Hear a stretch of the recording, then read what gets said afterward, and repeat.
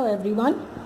In the previous class we did Thomson's model of an atom and Rutherford's alpha particles scattering experiment. His conclusions made from his observations were studied. Now today we are going to start with Bohr's atomic model.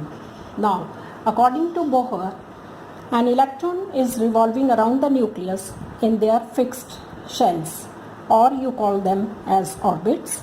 Even we can call them as energy levels. Now these shells are labeled as K, L, M, N and so on, starting from the innermost shell. If you see this diagram here, the nucleus is right in the middle, followed by the first shell is K shell, second is L shell, third is M, N and so on. So these shells are associated with fixed or definite amount of energy.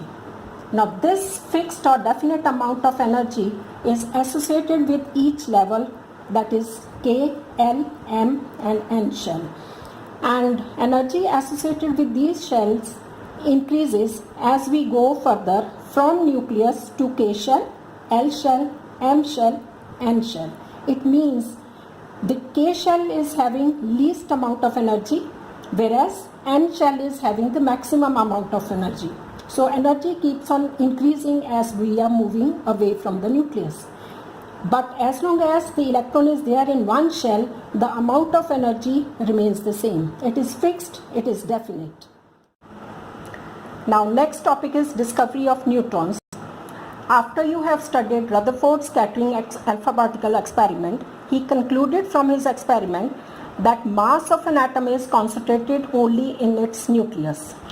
That is, right in the middle of an atom, nucleus is present and the total mass of the atom is concentrated only in the nucleus. This is according to Rutherford's model of an atom.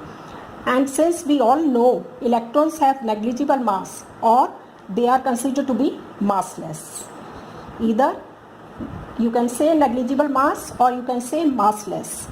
And it was believed that the entire mass of the atom was because of the presence of protons inside the atom, that is inside the nucleus of an atom. So it was observed, except for hydrogen atom, the atomic masses of other elements were more than the total mass of proton of nucleus. Once again I am speaking this line. Except for hydrogen atom, the atomic masses of other elements were more than the total mass of protons in the nucleus. Therefore, it was predicted the presence of another subatomic particle in the nucleus, and it was named as neutron by James Chadwick. So he was the discoverer of neutron, James Chadwick. Next we have properties of neutrons. Where are neutrons situated in an atom? They are present in the nucleus along with the protons. That means if this is the nucleus, protons are there and neutrons are there inside the nucleus. What is the charge on the neutrons? They do not have any charge, or they are considered to be neutral. The reason being the number of protons is equal to the number of electrons. Hence the total positive charge cancels out the negative charge. And since we know atom is electrically neutral, which concludes even the neutrons are considered to be neutral. Next we have the mass. Mass of the neutrons is slightly greater than the mass of the proton, which is equivalent to 1.675 into 10 raised to the power minus 27 kg. Whereas the mass of the proton is equivalent to 1.672 into 10 raised to the power minus 27 kg, which is actually considered to be almost equal. Moving on to the next topic, the nucleus and extranuclear region. An atom consists of three subatomic particles, electrons, protons and neutrons. Structurally, an atom consists of two parts. One, nucleus, second is extranuclear region. Now what is there in the nucleus? We all know now protons and neutrons are present in the nucleus. Protons are positively charged, neutrons are having no charge. Now protons and neutrons collectively they are known as nucleons. Almost the entire mass is concentrated in the nucleus. So the charge present in the nucleus is positive. because of the positive charge of protons, as neutrons are neutral.